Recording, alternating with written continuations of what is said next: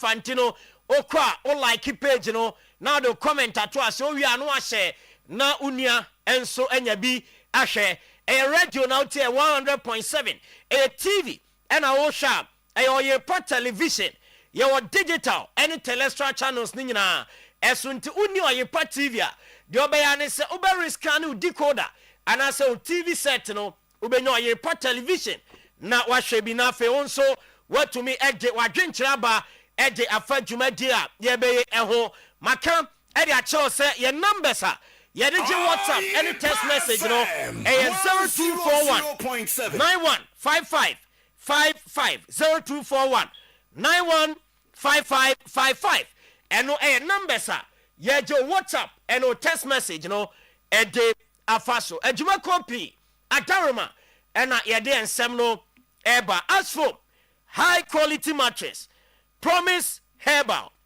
Onga Holy Mosquito Spray and Quail PKB Group of Companies Bosheba Electricals Perfect Skin and Body Therapy and a Kingdom Herbal Center Ejumakwe Adaruma and a Yadi Jumadieno at the Ebrema Bejafonina Aye Crado every pump Movetio Munka Efisemno Clementino the Darling Boy and a Edibeban Sakra and a Mr. Eugene Adu Poku striker and the rest of the panel abe joining and afi e bia nsem no mo e de amamo e wo eye dwumadi ne so ye begina so na ye ram e wo amanone ne di nkomo ne tew aba ye ba dwumadi no e beto aso e de amamo e wo eye kasafidie no e so highway sports airborne on Oyerepa Radio Oyerepa television live on Oyerepa Radio on Facebook ye di nkomo no na fe asase e di afri enkrofon krosonsem na de tie ene se me hyensem na se a me hyase e di afri FC Barcelona womom aso ye nyame ya domo a efiade di anim ya no ena the Spotify company renovated one no eye Barcelona team no e be kwakoye first training session enso e wo so visa bakono ena ye dia no beto so ye beba San Siro nkoma ne so na ye di na mo mu ko Spotify company a de tiane se Barcelona announce ese Friday training session mo ye the ticket e wo the new Spotify company e sold out e ya dia ye se upe ticket ni bi ato a ubenya bi ato so ko training no entino a little over 107,000 capacity stadium. A full. Now when you match a training and a Barcelona team like and some our Spotify Camp Nou. Now when you know one mum at the testing stadium now what day now my hair esa omusha yes so mo game so honoma e ya dia bibia entumi ensi page no e red distance no e red ansakra and Spanish Football Federation no am green light now omotumi abo league games and some no the free FC Barcelona womum aso e ba efa Spotify Camp Nou no and so wa bra fia da yomu tache e ground so no my first training after the renovation a ticket no and some sold out ho ye de e won komono e de ma e wo e dwumade ne so nra echi enam de beto dwa e se desire joy e player onum age golden boy award no Eje esini nine so into the year 2024-2025 under 21 player oni bobo pa a desire joy and echina tutu sport and now say sa award you know ejimano na de etia ani senyame ya domo 1st December eye bronya bosomi ni de dikan and officially oberam e wo turi I know enso Italy na akoje na award enti golden boy award no December 1st and a tutu sport ebe hande ete ama design way and so honoma no the free player no one so so ye be de mamo e wo dwumaje no so me se ko FC Barcelona so ye na be din komo kakra ho ni nya ni se coach and did Hansi Flick na se wo se o tete komo ese ono Hansi Flick onye obe free Barca ko na wakokochi team foforo na Barca kre ho nye de e na ade e omuni sika omusika semye waka nsem ni pi na owie ye e na ode so se oti san nsem ni bi e wa bonten anaso oti so bi kabia e total bullshit no e coach ni nsem a ode tudwa no so no do all my Barcelona team no all my fans all my baby omusi akan owom adimo obi biara basa dana koma so e wo soro pantinya de a wadwene ho kra say emprempren wabro contract with FC Barcelona eso beja team no na fe wono so akoma fufa kokochi a Hansi Flick ne nsem a wono so edeba e fa ne rumor say o free club nim no e na ye de hon komo no e de ama e wo dwumadie ne so enra e wo Liverpool any PSG na be macho we e Bayern any PSG game no Luis Diaz Eko Takeo Ashraf Hakimi Emane Anke no etofa ho embuo eyi edifa ho ma ye fi akopama ne so kra na yade Ashraf Hakimi or the clutches and enam amate say a reporter ba nyina cha say bia na Morocco Alcon squad wantuni anjoine ni nyina ni say bedru ho na bia onye fully fit na wie ya yade PSG edi statement aba bonte na statement na mu chemu a Romo akoye test na injury no aye syndemosis aye rupture ena onyaye ewo ne nan aye nifa no na yesi 2 weeks of immobilization na for 4 to 6 weeks of rehabilitation and two keni nyina boma aye be say 8 weeks ena omode be na si injury na sakra ena omatumi akla so betumi aba asa be si akan enti aye be say 2 months and a player no etf to him padia na say Afcon likely esenya dia Ashraf Hakimi ebebobi ediama Morocco said in a report no and some papa ya dia won come no and some ediama ewo eye dwumadie no so na no adam de betu dwa ese Inter Milan ni AC Milan wo mo fa adwene ese omo ebeto eye Stadio Giuseppe Meazza San Siro na oni say San Siro no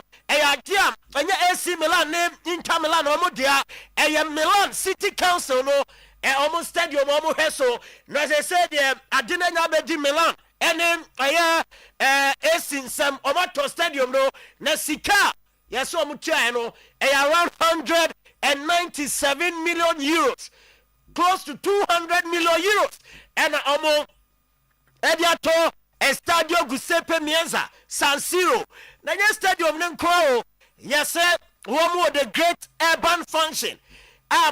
Stadium Giuseppe Meazza ko and in the surrounding area ni nyina no matter as I say nche renovation works no ebe shas here na what to say 2032 dia Euro 7 so no one more plan San Siro ebe to host games ni bi enso away plan FIGs no I am after say AC Milan and Inter Milan at stadium here and Chebiano renovation works and so be say ya dia won sem na dema e wo dwumadie ne so Pablo Sarabia former teammate Edman Neymar Junior na Pablo Sarabia and na edin komo say o sisu so bobo who player ne seso etise Neymar o se e ka so obi wo individual quality obi a eba dribbling obia onim twepa obomu a osi so no Neymar onim player bia kan no ni nyane se Neymar no ni individual quality any kwan or dribbling ability no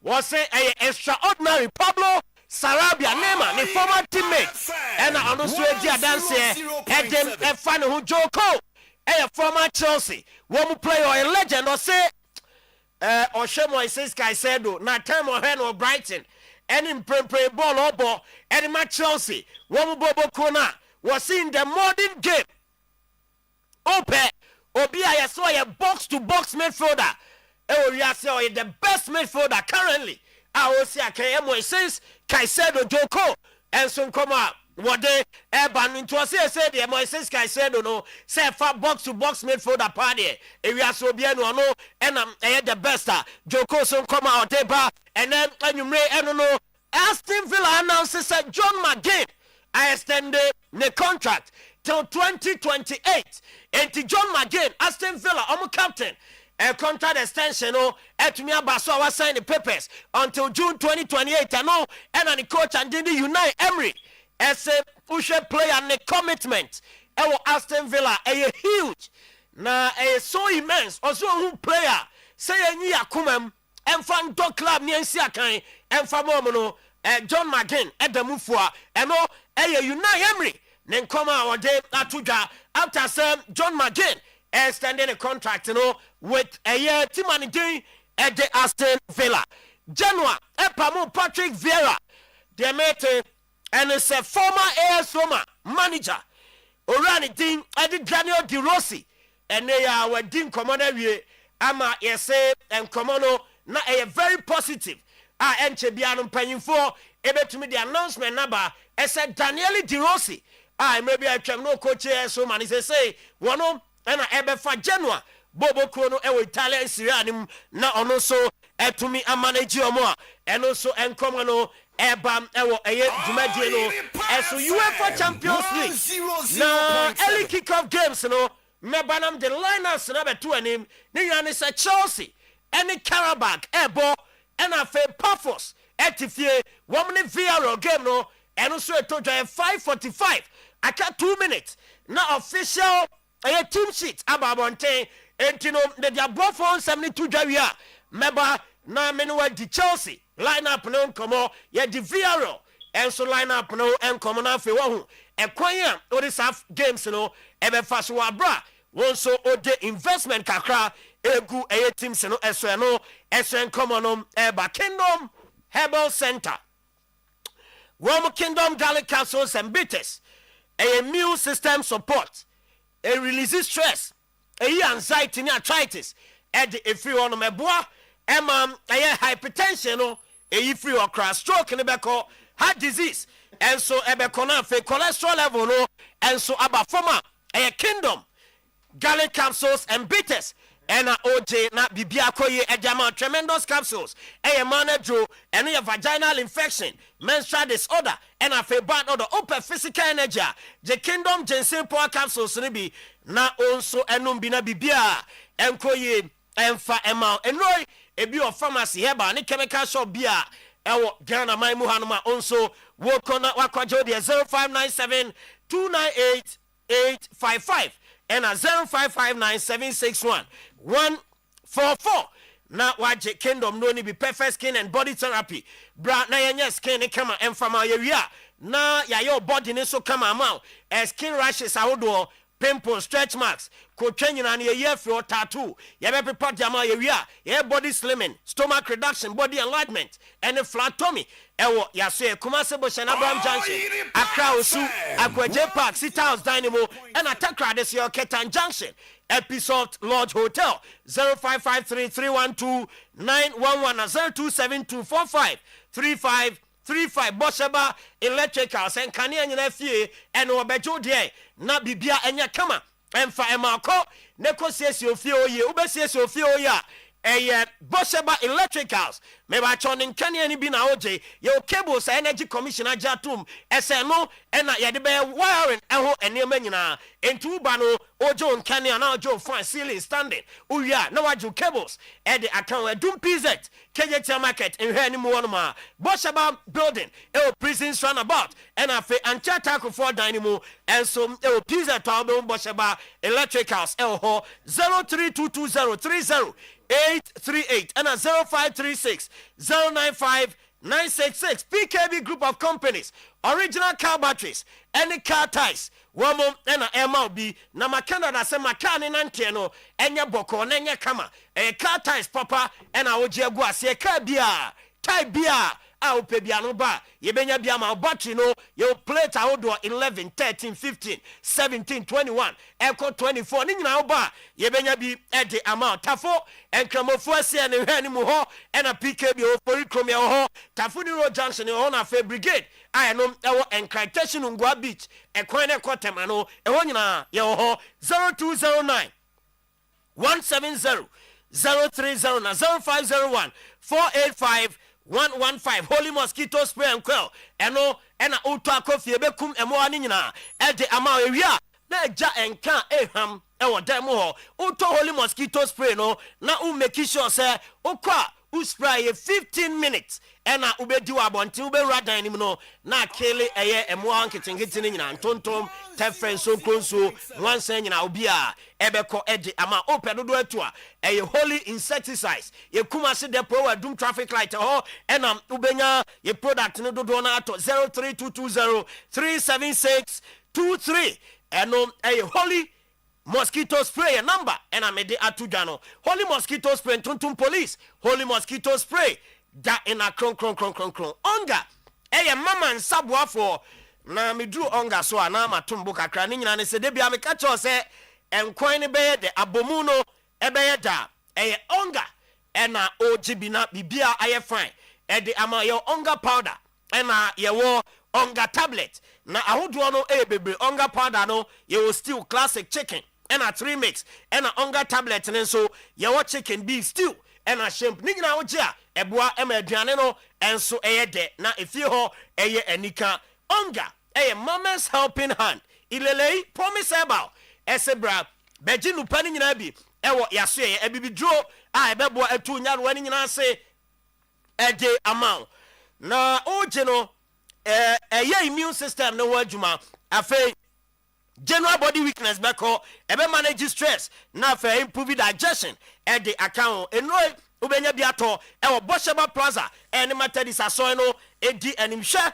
ewo prisons runabout abonsan ye di adwuma edi free mu no sabonsan na mu ena promise eba ewo 0535 544 681 ash foam quality mattress no eno ena ewo se ogibi makanda da se odru fia na se obeda no adayi a ash foam mattress no neck pain waist pain body pain nyina oda so a eyi ni nyina edi efiri ho entin open mattress a ebe massage anajo a wada ebe boa ama body no sori anopa onti brebia na ashfo ye quality mattress ni bi ena wo edge open ashfo mattress bi na water right showroom e Santa Setafo ahojo SG Africa se Roman Hill area obuase konongo be kwa offense obuakwa dwabe mampo adwagogo adjuso du kono fe ene ye showroom bia benya bi na wato 0556 579214 ash for feel it know it be an ash former now enti ejina no so na ye de enkrofon kroso nsem no ede esi enso ewo honoma eno ewo ensem no me bana offer oba o mamemfa Chelsea lineup no enwom sesi ana obi a okofikase mbia na hu se sao okay yes entino mam boss fast na minwem na afi offer enso emfa ensem no emra me ye Chelsea de nko a VRL de no boss player ba ombedi ehun komo enso ewo eye dwumadi no eso Chelsea any Carabao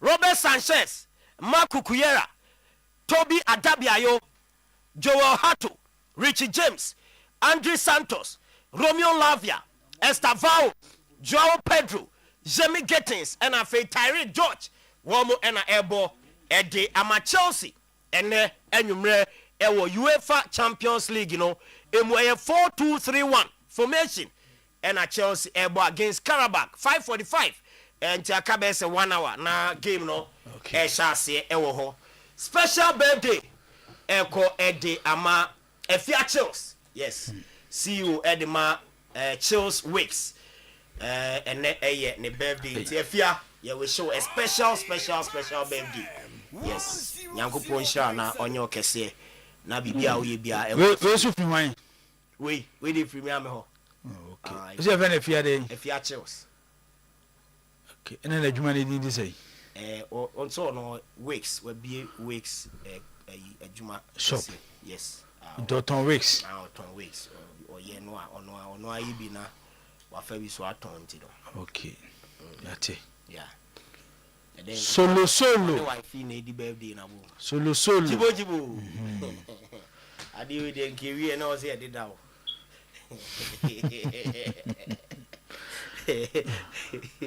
ate ai kovozo ma yacho ewo highway sports o ba se na yaye oh yeah what today's sports okay ukwana me hwini sisi se meka ya me se ayi we are a double chance bobo matches am se meka ya okay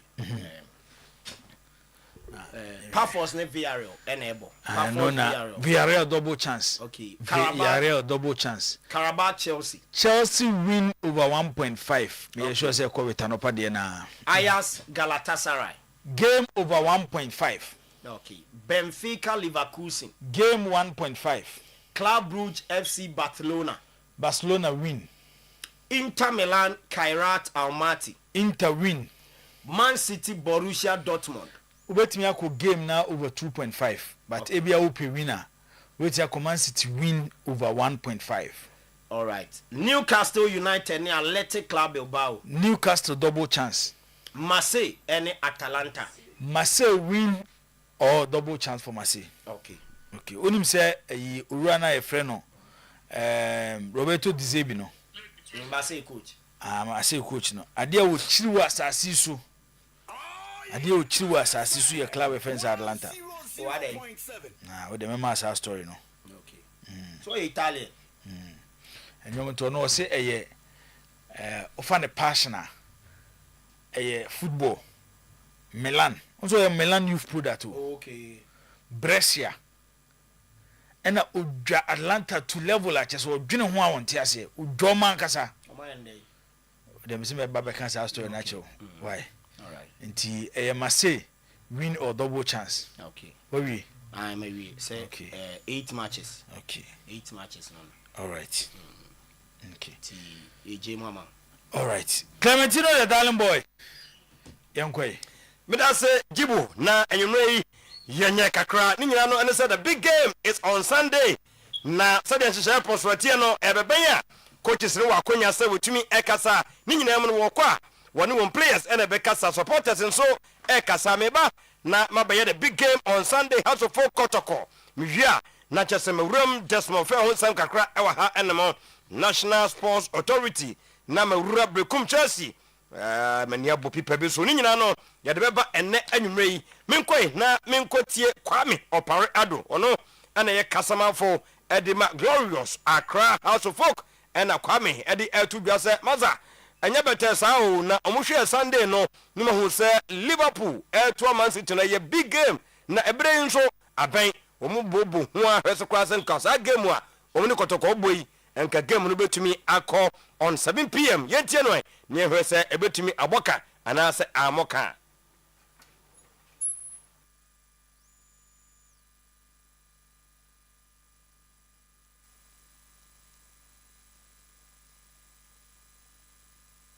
tumi yehwe ni musa yebetumi enya Kwame Opare Ado ne no ede amamoni nyina no eye aduma san. Okay, yemra na yemetwas okay yensai emetwaso na yehwese yebetumi enya ene no na yetieni nyina no yensam a na woka ade afa Man City Liverpool unsa yekwasiada the same time no ano na kyese ye de ne be hya ase kakra na sa match ne be koso a ya na nkofo interest akogira TV so ntino bia no etefie na opebia hwe ene Opare di tu bia se game ne de e ba so on Sunday nanso omani nyina tetewo se nka panifo betumi amoma bon 7 p.m. a Nyame aduma Sunday 4 p.m. We were deliberating enough say yam fanko 7 p.m. and say yam born at 3 p.m. It is because of Man City in Liverpool. We needed to factor it very well. And yes, and also because of the issue one share because didn't you take it into consideration and I went to me with a no pushy time and do all of this. But yeah, a bit my boy and say even though together with FA, together with GPL people and TV right holders, there will be a fun pack. You understand? So have fun pack, it is part of the entertainment. You feel say a bit more boy. Emma say Liverpool game, of course, with few crowd now, Baha now, so crowd, you are okay. Half time, what do you share? Or match? What's about the show? It is okay for us. The fun pack in there, also fee cemetery, Access Bank opposite on your fun pack because we feel that say yeah, this entertainment in have a kahua, it will be able to help us a lot. You should be able at least for the first time to tell yourself that the day you dream. Yeah, you typical last time match and a stadium near my why can't we be the same people? If I'm not mistaken, at least last time match, and about 95% and 98% has you should be able to once again tell yourself that same economic support to team. gradually, the issue of Ghana Ghana and saying we see how they run teams, but when it gets to match day, attendance very poor. You can do whatever that you want to do, attendance very poor. Yeah, you see your home as an example again to prove to the world and everybody that say advocate for local players to be part of the Kwame Opare Ado ene I see any game on Sunday and wakasa ede afa hono yene ne nesiema yemrai na fei obi ehun sampa fe de ya chase eba stadium na chairman Yusuf na ede etudwa se woni me ekese ede ohwe hyehyɛ pro so a game no o kam bia ati ase house of folk aye prepared na omo promise fans ne se wono as NCC chairman the first way no obedi team nanim no otimi afa ede ma house of folk does oh chairman so no watene nka bebre ne mum chairman ba ne ho kan nyina obefa nenso points ne de ebe kankran consider ya ede ye ne masi asante kotofo and what is now say se obedi tumi amame as NCC chairman make na be mo we ni samachi ede amma Accra House of Folk supporters na time to drama mi na owo Kumasi chairman solo so ba Accra o friend na o friend so aboma ba pada di obedi ada ni obedi na mema ne mo 3 points on the field na day obeja wa Kumasi na wa Kumasi time share of folk supporters na bo say ye we ni Sunday match massively ye set another record it will be able to so ade o ba so aboma ni say photograph handkerchief white na bra across the stadium na be go so ade o be ka say young boys no pa ball beautiful football on the ball o be mo any position ko accommodation ko be bam na chama Yusuf me na me eje me supporters na so me tell me chi no no is how much we me fancy when you know for ya masters for ya the best massively also video e bia 4 goals na me bi mu ja kotoko no be sa pie bi mu dia ye hwe we no eye chairman Yusuf Abdullahi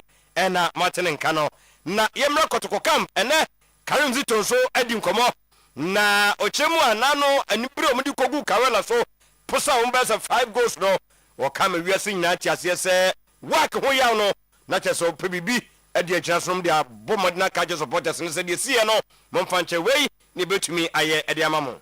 When we came back after the sad exit of the CAF Confederation, I think the only thing we have to do is to persevere our supporters and make them happy. So we used the match against Karela. I told them, let's come out of our best to use it in bringing our supporters back. So it's a match that I was expecting them to play well and then score. And then when you look at the history between Karela and Kotoko, it was a very difficult match for Kotoko, even though they've not beaten Kotoko before, but either Kotoko go with a slim margin or draw. So I took it category E. I gave it category E because it's very, very important before House of Folk match. And as I said, I use it also to say we are sorry, my able supporters, that we never thought it would come like that, but this is football for you, and you always have the opportunity to make amendments or to improve upon your last or previous games. So we use that to a lot of issue to combine it and then bring our supporters back. So I was very, very happy. Karim Zito say has no Kotoko game ya na always a big game. Ubia person winning and mum or come ubia say Didi a tough coach. As a folk and Kotoko, everybody knows how the game is. It is one of the best and one of the most difficult game between the two. So everybody wants to win, just as we are going there with the mindset of winning. It's like you plan against the best side of your opponent and then capitalize on the weaker side. So this is what we are doing in short to meet no matter. But between Kotoko and Haas, we played twice. We beat him one. He also had us during the gala. So this is the third one to prove to him that maybe the gala, to me, the top 4, the timing was very bad for Kotoko. And I'm vindicated now. People have, just as I said, the timing of the top 4 was not conducive for Kotoko because we started our preseason late due to the subsequent matches ahead of going to South Africa. So you could even see that we couldn't even rest after the league, which is very, very bad. But at the end of the day, it's a competition we have to honor. So we use it in another 10. So we couldn't do well in terms of results. But I wasn't disappointed because I said it. And that I wasn't expecting my team to play well during that competition. But at the end of the day, I'm now vindicated. Abdul Karim Zito on big game on Sunday. Na enenyo nonko ena ekasa ye wone captain Samba Una na somebody to just say always obo ha say ya na e difficult na nso mu de o ma dwum no o mu ye determined. In our mind, we are going to start the same way we start the league. We just put in our mind 3 points. So we are going to account for a win. As of all, is a 12 side. We know that the game is going to be very, very difficult. But in our mind, is 3 points. Jimmy is a very good player. And as they said, the player who always listens will go very far. You know, whether you have reason or not, when you tell him something, he will listen to you. So everything he's doing in the game is not a surprise for me because I'm seeing it every day at training. So I'm very, very happy for him. We are going to win on Sunday. The first thing is that whether we play good or not, we don't want to concede. So we spoke a lot and like we are determined to keep our clean sheet. And even last game when we concede 2 goals, played very well, but it was very sad because we didn't do like our job to keep the pool. So next time we will do it very well. Captain for Kotoko Samba Una and Martin and Kano Kayachna Nifila Biwo I say clubs my baby you be a bibim and Echer Kano and Una Kotoko Fire and say Masania won't treat Remudia but who be your man yes lamp to the enemy tea yababa na me adwachna yade no edi apa na Samba menensi wa wasi yam fan to dwa ka semu wasi omono na je say omuhu se go foge kana o na beta mo she ko go makotokoi wona kwei na matwe mo hwa na ko she go oso mu dwedwedwe hu se da bi oso man kasa no e ka bi chiro mo no ka ho na sa go slu flow here on Sunday no. The first day Amma left, everybody was thinking that it's going to be difficult for us to score even 1 goal. So in the end of the game, when we score 4 goals, I was very happy. As you know, Amma is a top striker. So we have a lot of good players. Samba O'Neil, minyina so na me nkomanim kakra, minya dwuma ewo Bekum Chelsea. Na unsa discipline committee no charge Bekum Chelsea alongside coach and team any bodu na omu won to ekire ya so mdo omu aye ebetumi akoboni ben enoma ye omu chiremu dia na won game against vision omu hu yansa supporters and TSC park sui na coach no so boni ben no ye omu so coach no so ebo modern no inside supporters no against the officials one side ekkan some threatening wo mo into omu wonyame adom a ochena sasamo bodu ene Bekum Chelsea nya no eba be yi ho no na ensem no mede kɔ no ene mani akɔbodu so anwumre na minim se bia sipendi a Bekum Chelsea nsam o matro di koyo ho no ene mahum sɛ omu chemu di a na kyese line 1 na woba abjam on the day Doris Esuman Dakon as before say game ne be sha ase kwa no omu so kɔ tif no kɔ anafo then wokotokoto fom wo ya wo hwehwe nkyene ene di gugugu ho eno ka ho ne ma supporters ni bi yesenka omu si park ne so no kwa no mu gidi yese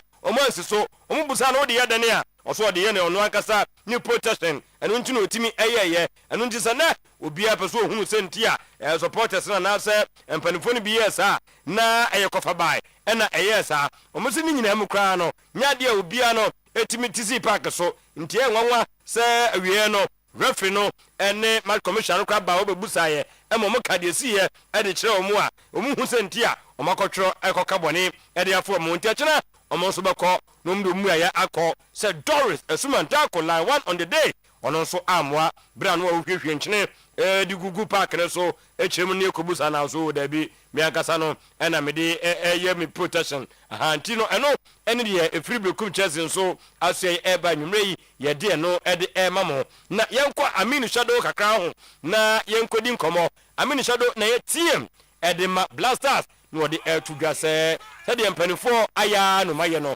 sasa moja na pese bo testimonial match e de emano na yes eboa ama omu do mu ti no mu nazi form de ma Ghana no ene je ba e wo makomam. We are using to honor a distinguished personality, somebody who has given a everything for this nation. It also serves as a sign of a nation that appreciates its heroes, and it encourages other players to also give up their best because they know at the end of the day they will be well appreciated. So for me, this is long overdue, and I'm very, very happy that finally the GFA is taking the lead into getting these things done, not leaving it into the hands of private individuals. Testimonials that have been done in recent times have been at the behest of private organizations and private individuals. It's very, very important that the relevant authorities and organizations take charge of this situation. And I'm so happy that finally the GFA is starting off with something very, very befitting for a legend like Asamoah Gyan. We don't do testimonials in this part of our country, but of the world, also owing to a myriad of reasons.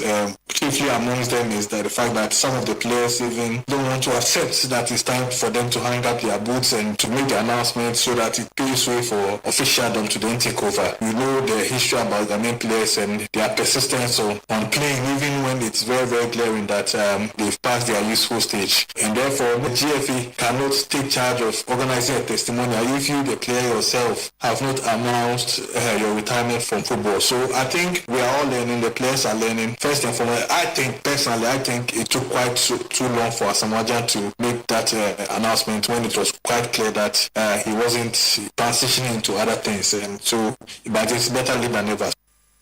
Better late than ever. Makasa sa si da we no mamunko gye munko amonyemfa enye se de Asamoah bi because no makasa adwene ho nti omuhu no se da bi ye kwa na yadwene ya de ho dada se Asamoah na ye ne akasa obi bebo mu asu awo abo hu su nti no muhu ye no mu se da bi ye mfa memo na musoma beka ho nti date kra ma ye mama mfa nkɔgye samba se de Asamoah na mohyehyɛ ma Asamoah no na ni nyina mu no matias we de menko NSA na menya adwuma ekakra wo ho na nsɛm sɛ na ensɛm a eba efa Ghana boxing ho no na enya ndika oti ana kɛsɛ akɔyɛ awraho anchakra ɛna Nigerian boxing din eni segun obɛbɔ boxing bout wie pekana na wo wu ye nya no epa ho a wonim sɛ NS Akuchi ono so do afa no Bahubali ono so akuwie ye akoduru fie kana na ono so efiri mu ekɔyɛ ekɔba sa ɛmɔ de tabo eto boxing so sɛ yentimi mo akutukuru ɛwɔ ɔman mu na me no kase de mpanimfo se after nhwemu kakra no investigation ma yɛ no report na tumi aba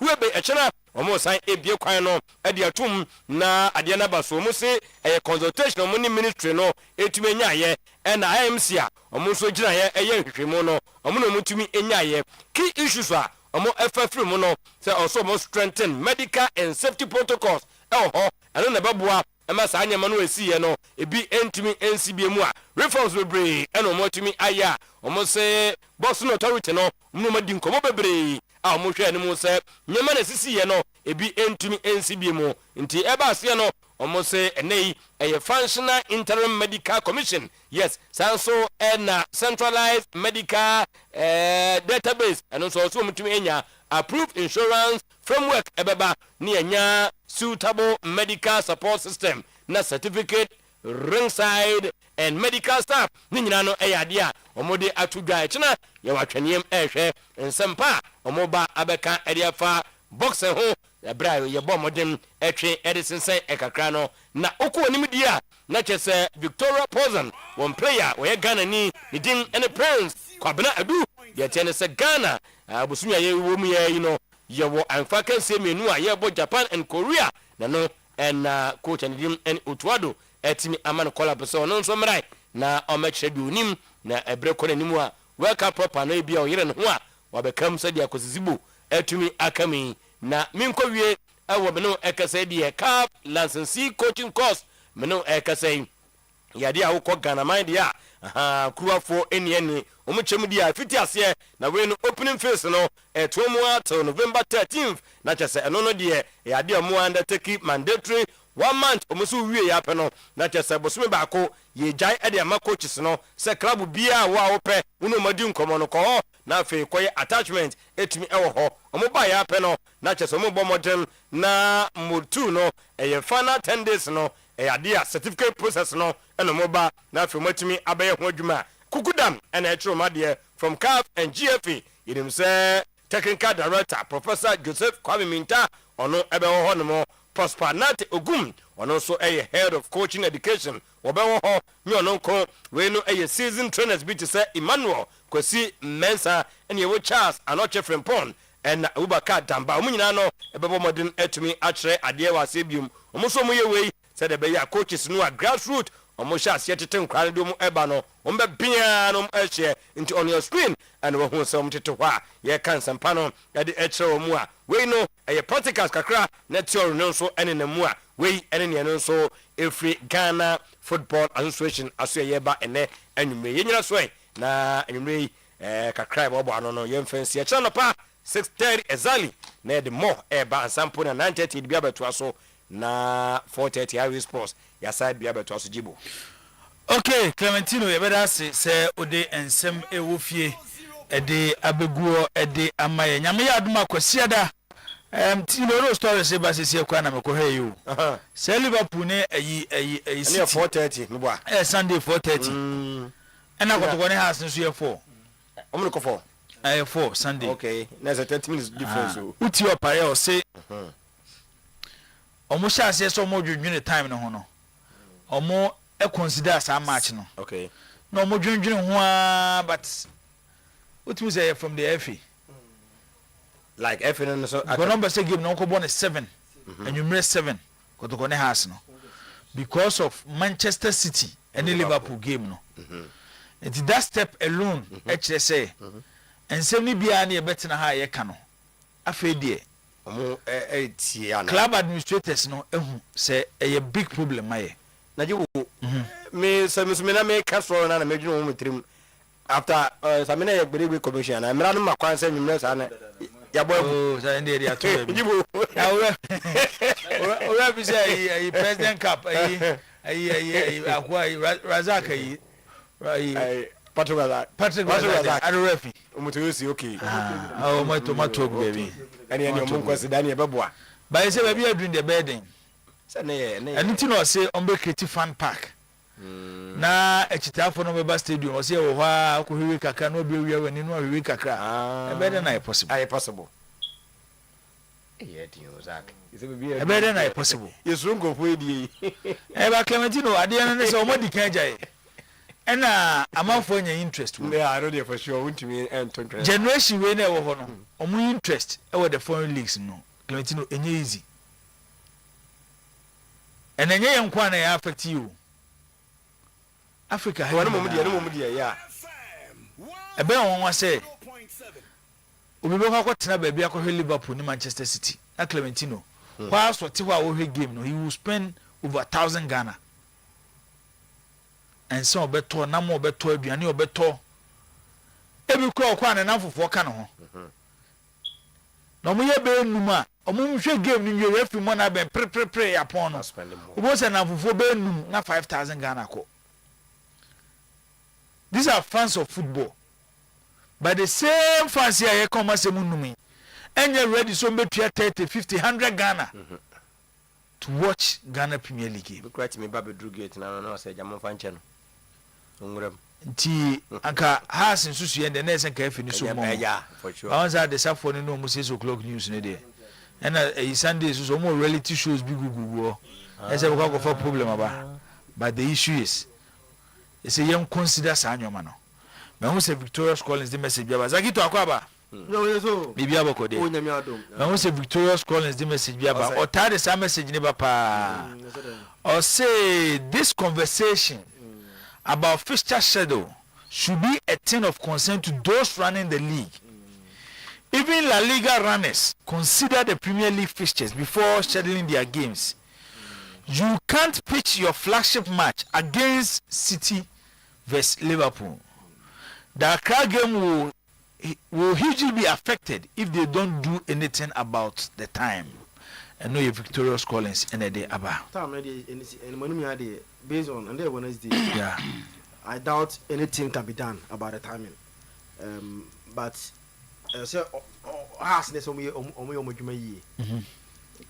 and I think say if they do their work well, at least they can get good numbers. Jibo, the weekend games on boy now.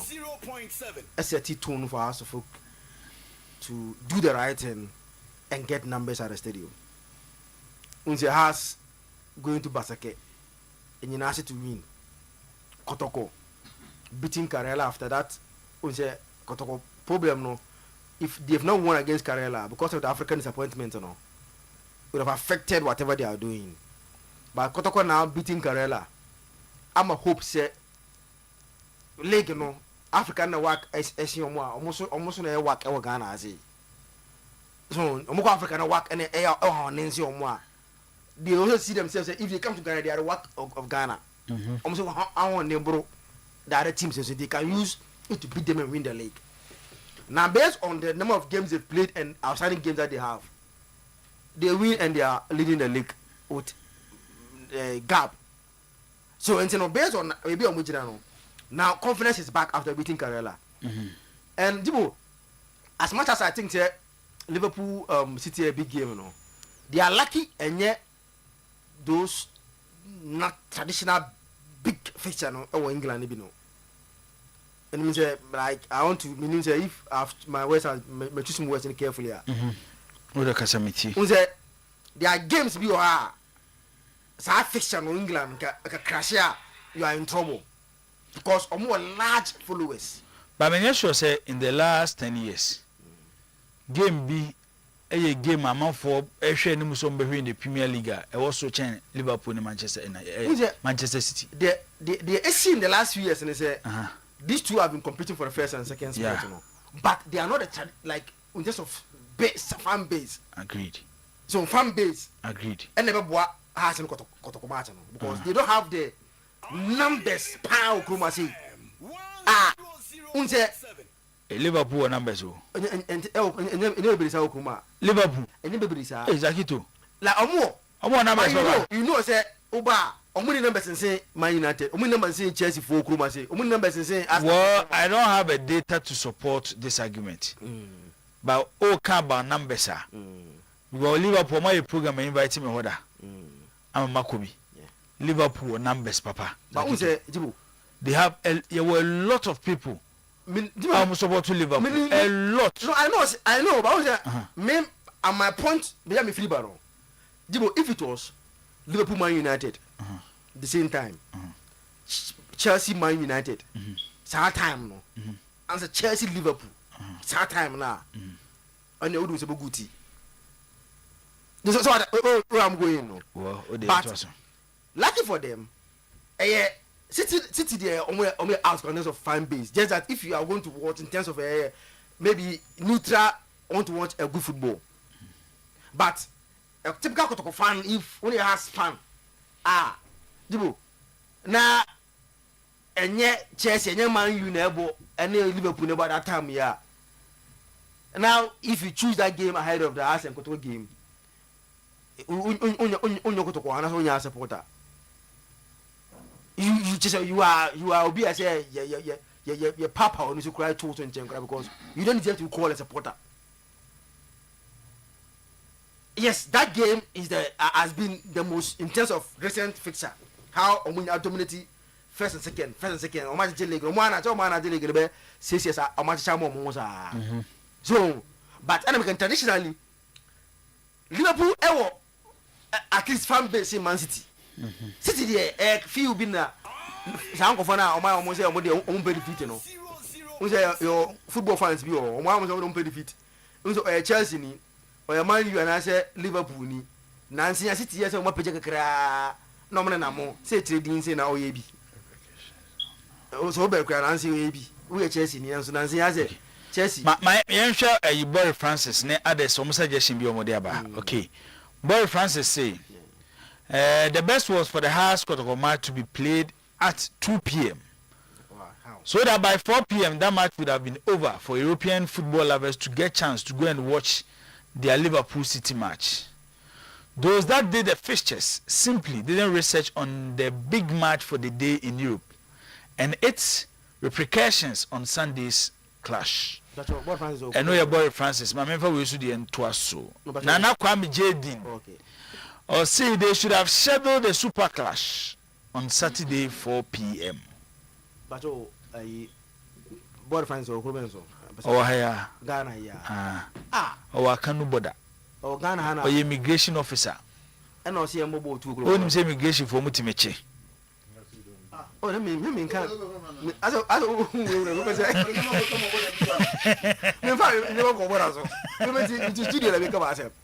but hey, organ a pan of a bobo 2 o'clock. Na train go we are saying say training ye. Yen changing from for any other time no. Francis Miss Bisero. 2 the ending mo kotokone house 2 kromasi. The sun will not have the game. Sabo on go to bank of onko because we am point onko. You understand? You said the weekend I know me agony. But you me feel say fiction. In terms of numbers, team or makuma e be die no. Omo ba ko na e akodifa Liverpool. Omo na our fan base e okroma. But City there virtually don't have omo ne nkofo na omo teams enya dia no makoma omo City for no bi na omo na Ze omo City so person ko ye omo. O say Obedo so kaka omo bi. O say Chelsea say club bi obi support bi sha safe baby. O ba o say City the end and I will say what here. Say Manchester bibi na do ko Manchester. Ba me fi order. Dem say bibi na do ko ye. Obi ada. Bibi na do ko ye. Nya bibi na do ko Manchester. Oh yes, there was a moment. Moment that ko Manchester. And I me ko Macau. And I mean in the City, sorry and I mean nka say me ko from. But say didie. Oh, I say. Omzonya. Oh, say yeah. Sitenya supporters pa. Especially because of Guardiola. I say dibu ya. Mo say won ko football ma. Mourinho, Guardiola, Messi, Ronaldo. Oh, you so omchidom. Omo fans o. Omchidom. Eti ba bi omo be ko bia na omo fans o mu do. Oh, yes, Ronaldo ko re ma de na mo sport for them. Na Ronaldo ko enem say anasa. So my bobo be obo bia me di machi because okay, I mean captain Bobo so adwene wo the match no say Jibo every na kokosi Sunday by 4 by 6 p.m. na has for no kotoko for man ko park we deal with them in this country. I say 6 p.m. na boy ya boy. Say by 6 p.m. na hu say boy ya boy ni o ma. Say be 3:45. No, we deal with them. Who do how we deal with them? Who deal with them? Yeah, program no be track at the two Asia. They'll see what we tell them. And you can't be talking anyhow and be giving pressure to people. Go and support the team. I say Liverpool needs to Debbie. What does it concern you? Or one more with you. Me say on that day go and support your Kotoko and house. Obia with this. Obia opportunity to make a choice. And the choice is that support your own. Maybe I need to say a City fan. I will develop into a City and a Liverpool. Oh no, Uncle Butchery. Uncle Butchery. Oh, to come and say David, that is not fair. We should. Debbie. How can you tell me? You're finding a way to sell the product to them. Than this approach. Liverpool. And City in chain cut on the house. But oh, Mr. Ora Oshidonko. So be Liverpool in chain. But there was no way. That I know we choose Liverpool match over Asante Kotoko. And I'm a Boajibu. Oh, class was you. No, like say Oshe. You know him say. So you don't go with the baby. I will be our small. Oh, choose Liverpool and Kotoko. He left Liverpool. By the first time Kotoko, he no Kotoko going Liverpool. So who now Tiasen also support City in Liverpool no. Your first love was Kotoko and Haas. Jibu, me say, young mom say Sunday or Monko Parker. You know who come say, and it is a so bad. I mean, so I didn't show away. Time, no. Time, I don't say, shed any time. You could money options, Nisa. A 3 o'clock, the Kobo and number 7. This is not 7 years, say, or more at the board and Kosho Monsase or Mono. Or more programs or 7 2 was almost trouble on it there and just all born area to say your options naked to we have no other options. The last time you didn't come about now then you tries again a create me boy matches ni be anopa be 8 to 10 that be 8 to 10 same so ta dey be you said the weekend 8 to 10 near your born quick now boys na engineer area no 8 to 10 anopa 8 to 10 sheshe near boy na we better na oh so be jai sa any you 8 to 10 and found anopa 8 to 10 na Kotoko bo Karela ni pe wo stadium ebo na 8 to 10 and omomba nipa na o stadium ko to ball carry na 8 to 10 there be jibo kwesi da no pa no amanfo nyoma do so me da no pa kwesi da no pa emfa jibo na ebo na wia nipa ti Greenstand ne restaurant it me come so be emfa. No, my point is your time options nisa you need options. We are 3 o'clock, which may up to date I still think is bad. Jibo Sunday we are not near Bokrum at 3 o'clock. We are not near Bonnet media stand on Ukraina. Jibo, yes, share a diarsenal. Now feel heat, so I was imagine on more normal restaurants.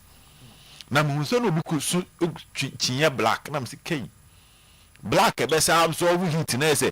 Ewiana bona mo say you to Chinya black and then so because stadium also side Chinya si na pampe manza refi no te say hit ni kunipa ntinipa no obana born bibi ketua bia na ne buofu ba biem ba say 40 4 ne ye kakra 4 de na nwunu eba 4 ne ye acha ye she game na say acha by 30 minutes there na 4:30 de nwunu to kama yewe baby ko dibo Italy omo Manchester na pattern na o de buy ha time na and you honor time me fancy say omo lead 1 hour tombo 11 you see Syria omo start Sunday's first game near 11:30 into the buy ha that means is it 10:30 or 11:30 come who's on my matches ni oh yeah it depends on the time 10:30 10:30 na say whole 11:30 internet cable Heras Verona no it's a whole 11:30 na ha 10:30 so obiet me atwene de aba 11:30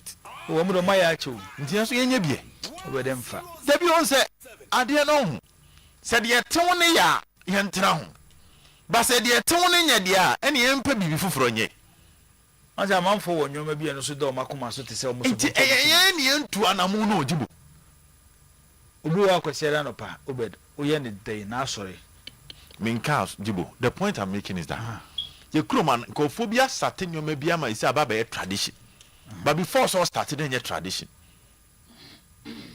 first na birthday shoot na kroma obi anso so he say photographers na ya ma ya kono obi ebedi ni birthday obi so okutwa picture e obi na start ye first ye kroma na bachelor's night say obi be ware ade e be chia say bachelor's night ye o ma kwa kroma na ye he say boys ni nyina di gym enti bibi beba si esua bibi obi na start o ye na ko anim na o modify no ya limit ye ho to a specific period baby a light ni ho fraud light ni ho no ye born 3 o'clock o ye nda ya 3 en fa woni de esi ye be born 3 baby a light wo no ye nya eti adidi ma ya 7 Ghana okati obi so mobile Friday or sibuyi obi mobile Monday or sibuyi but clearly these are all days we can make money.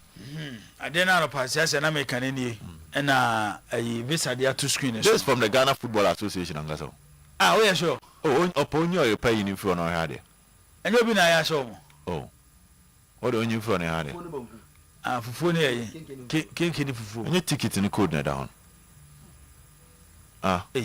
no ticket code na down do this is directly from the FA from the organizers or mom organizer league any ticket short code na down okay okay Fufu ndokono. You are looking at new ways of promoting matches. No, that's not the concept. And then fufu we win. And that's not the concept. Now to fufu ndokono si wa odi na pe. Tuo siasia. Obi so ani favorite pa e dokono. Well, you want to make Kenya and say, yeah, to me, also the BS if it's not broken, we don't fix it. Yeah. By at the end of the day, it is broken. So we must fix it. Yeah, the end. Soon to know how it's then you be solve. We must look at ways based on our system. And that they be American here. And no Ghana Football Association president NLA National Lotteries Authority. Ako Kambomu planning how they can take 200 supporters to 220 supporters to the World Cup. Yenya draw. Yenya hu bibi Ghana. But look at how proactive they are. Oma is so proactive to the extent that Omu say born here supporters. So must start finding ways they can get supporters. In America. But saa so na ka ye league no ye tena chiri ananke ahwe anim enti ye beti yes next season FNC ye be say based on research and now the discuss the Champions League new format. It take more than 3 years. And I'm hearing kakra. A lot of adverts about Fred and Confontias. People were used to the old system, but my after 2 years are far. Inti born I born a Riano. I ain't not to say Riano born. Nelson Ketenkit on. You bet me at Tenassi. Near doso more finding ways. And you have been a coffee, say, they're not the buyer. Happy hour.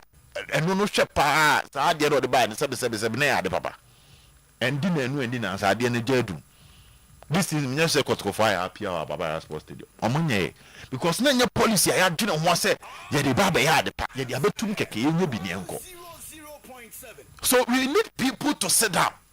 You were the last time Kotoko need people to go to work every day, thinking of how best they can improve Kotoko. Your business a Ghana Premier League down.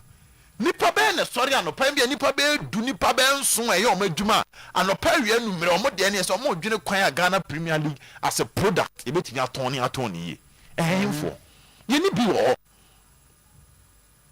ye ni bi nti enamu saa na ekọ but e bia nka 8 o'clock ye ka se ye mobo anopa 8 to 10 ke etena se ahwehwemu e betimi ahu se e bia ye areas bi o Ghana ha omo na anopa ne bia omo said any activity bi omo ya ne saa days no e beti Saturday ye beti me ahwehwe mu ahu area bi sa Ghana League ye mo Kumasi pe ye mo na Accra pe so we cannot use Accra and Kumasi to generalize e bia abekọ ba bia ni no na nkomo omo nya pa ka Saturday anopa omo said any hwe ho a wo the match hye ho a e period ho ye din e bia Sunday anopa e period ho ye din ye beti me ahwehwe mu ahu say they will be love with that but ye nye nya checks no ne na musa ne ekọ ne sa ne ebo ne sa de bia 3 o'clock and then still we are not getting the people.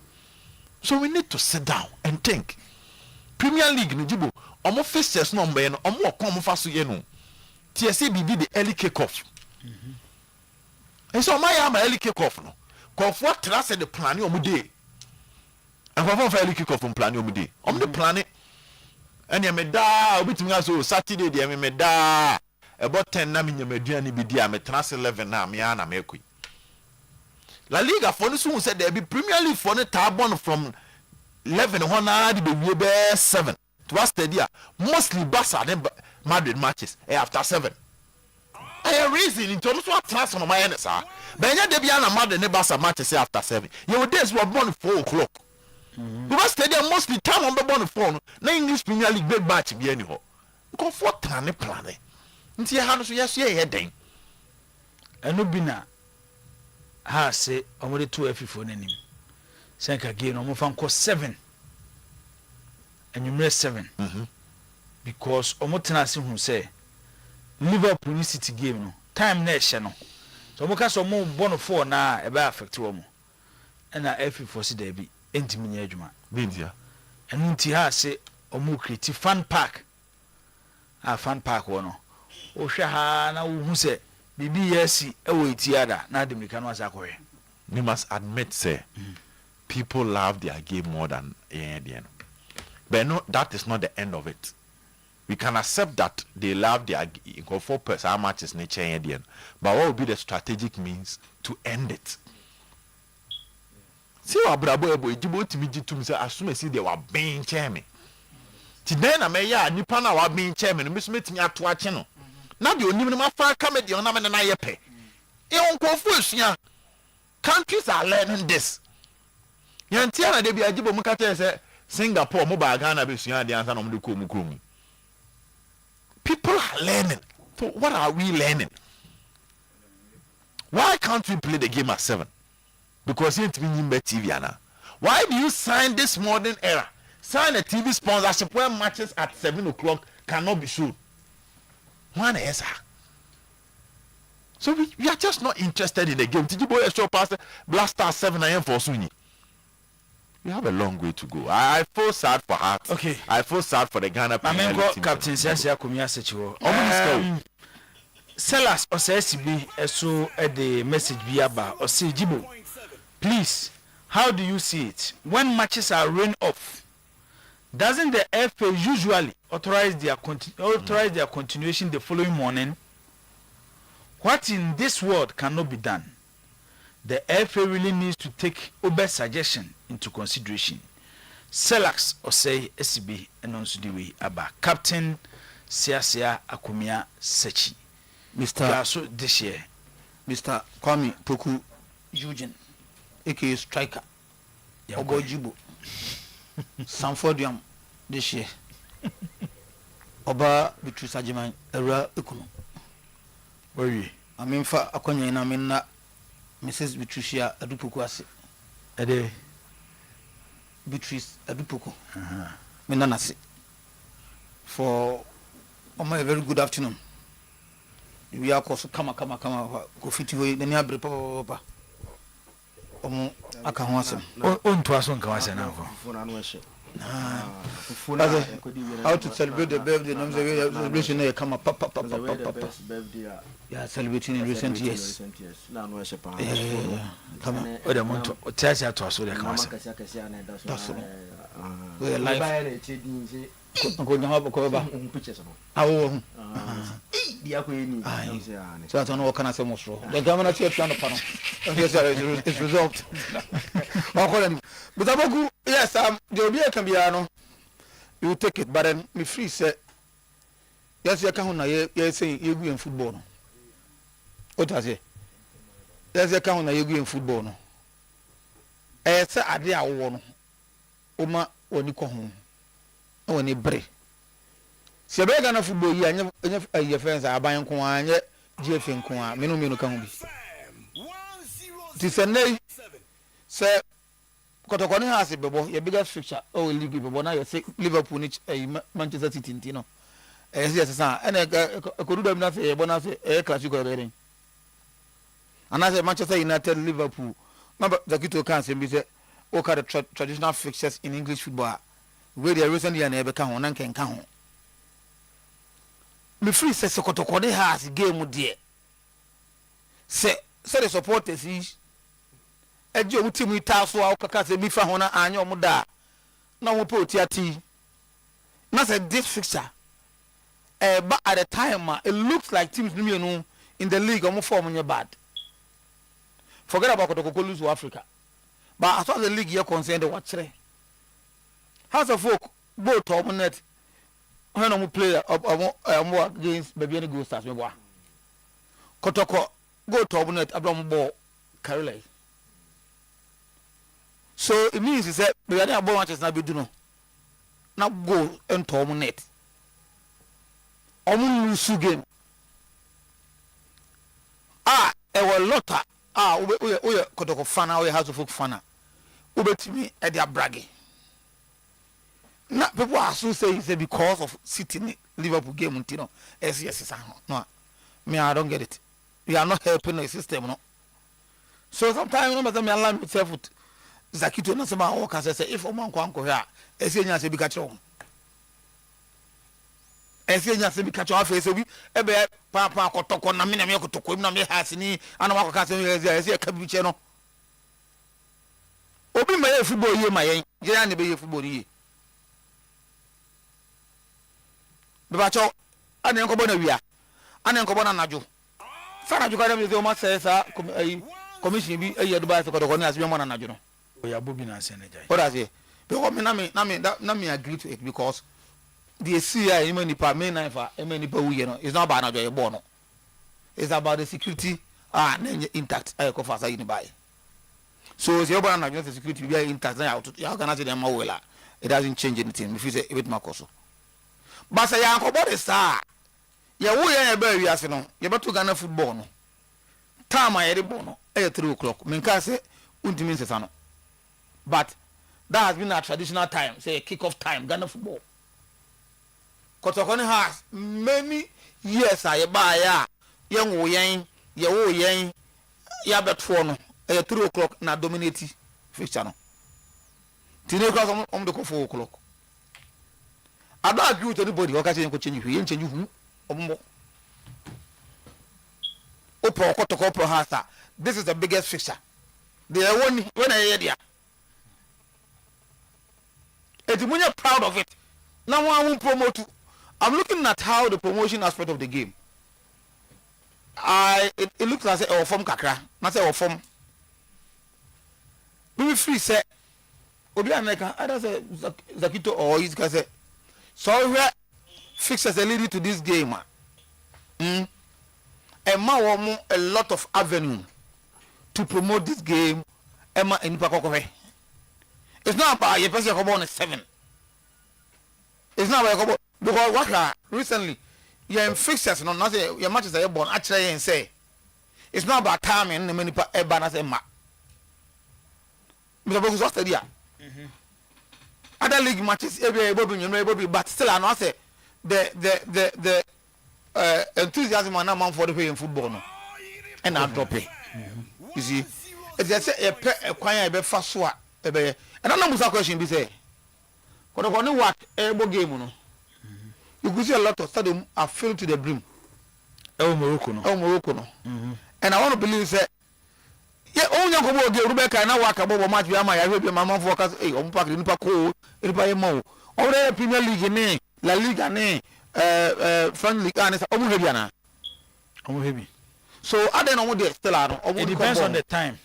So I don't know the come there. So when competition banner be how ma they find a way say the be a competition no betimi compete. So we need to start as any break.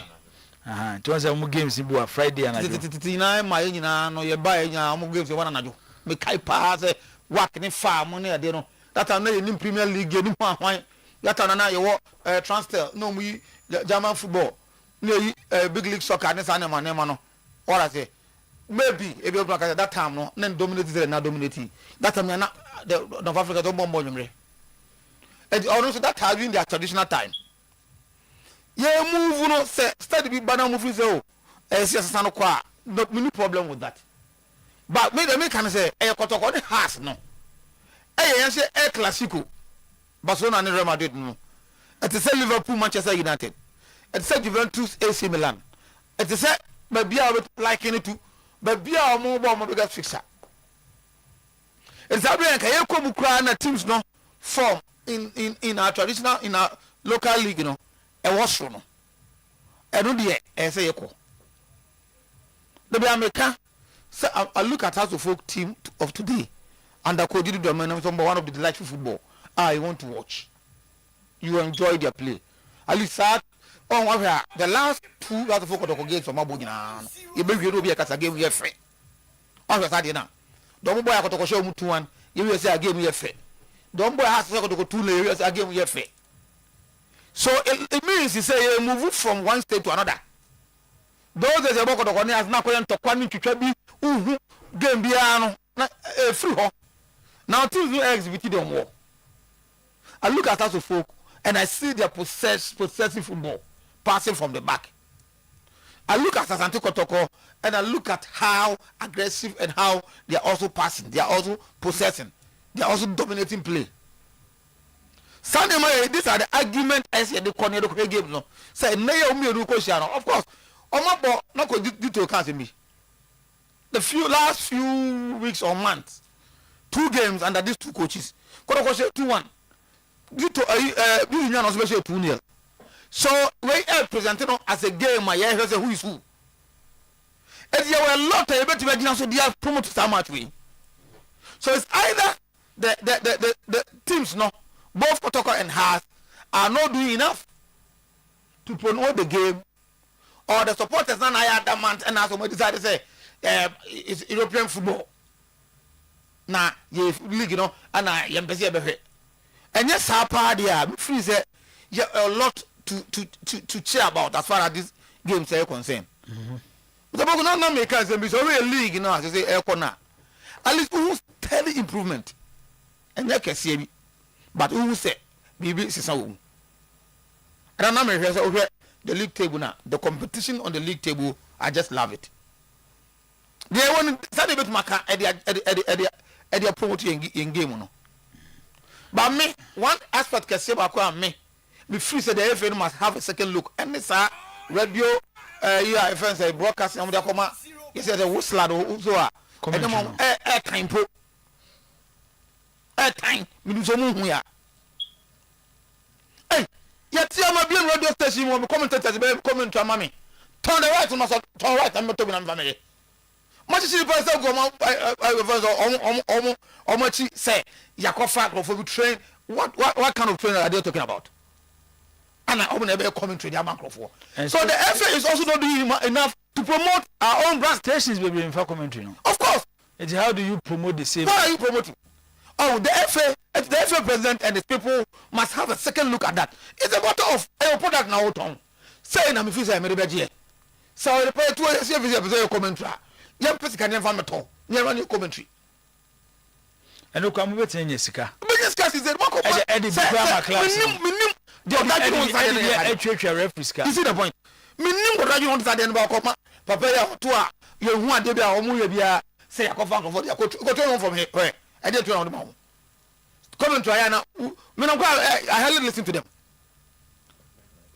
what I say and also can who na affect ye game na your microphobia dem bi shesho mo nsa they are not doing enough to promote the game no your game no bi anka ekoro efe do bi anka ekoro ka du ba bia anka mo betimi aboa ama promotion no club friends various media outlet no apeke no ma yie anya de mu ye mo engage wo mo what I say mo engage wo mo na de mo yakofo obi na ono na chenchera ache makofa nkrofo omo na be commentary de opeke what are you talking about so me free say our own enemies and they are killing you know it as a captain I think there's a more I bet game crowd ho Sunday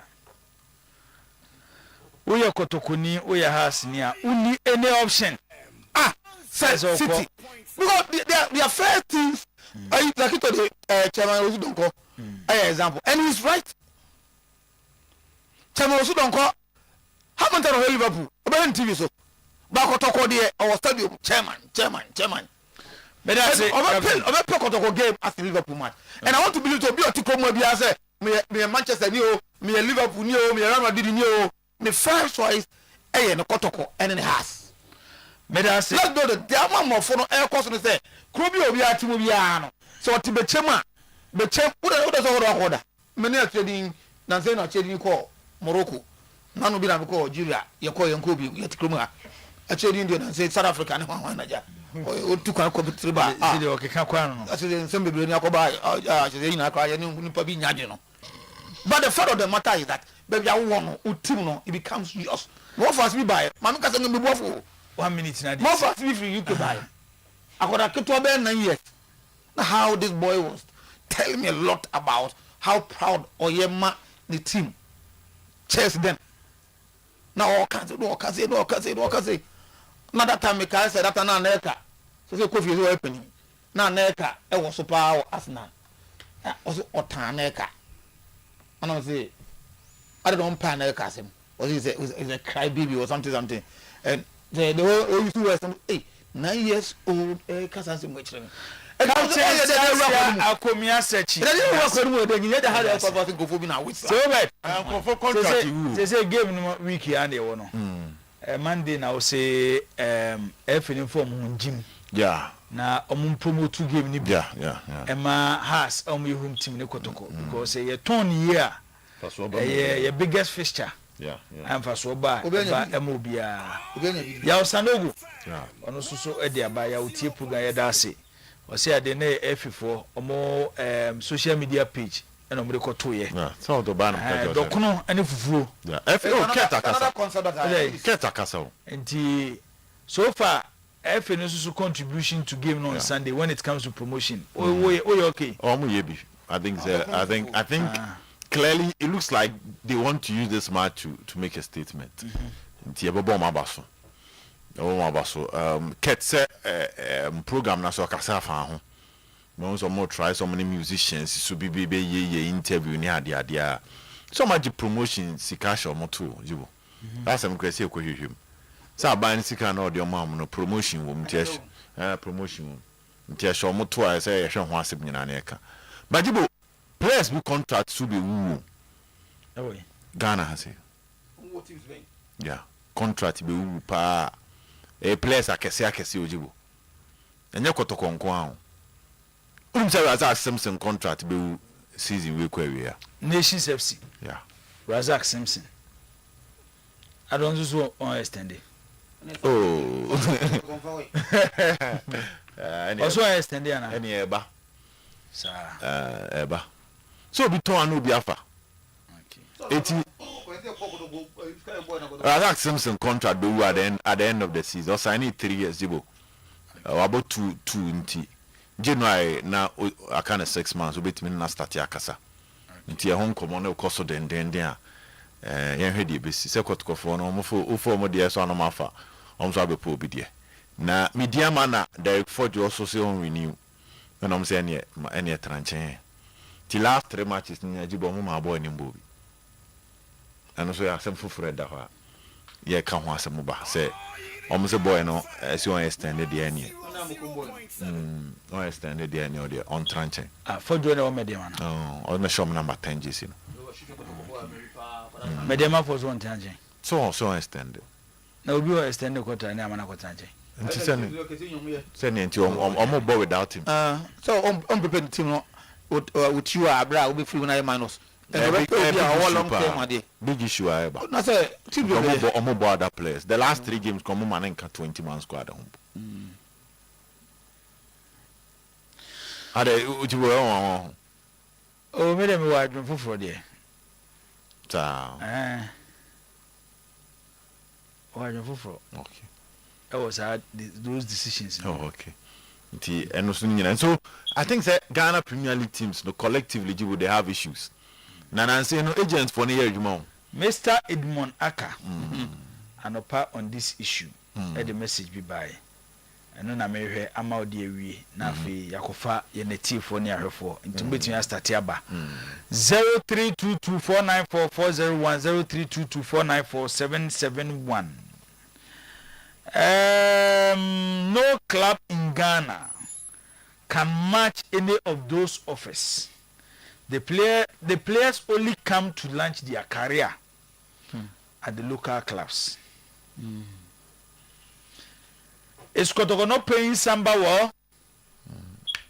Question. Based on the Ghana standard. But the fact is that the Ghanaian economy cannot match our competitors. Yeah, that's true. That's true, Jibu.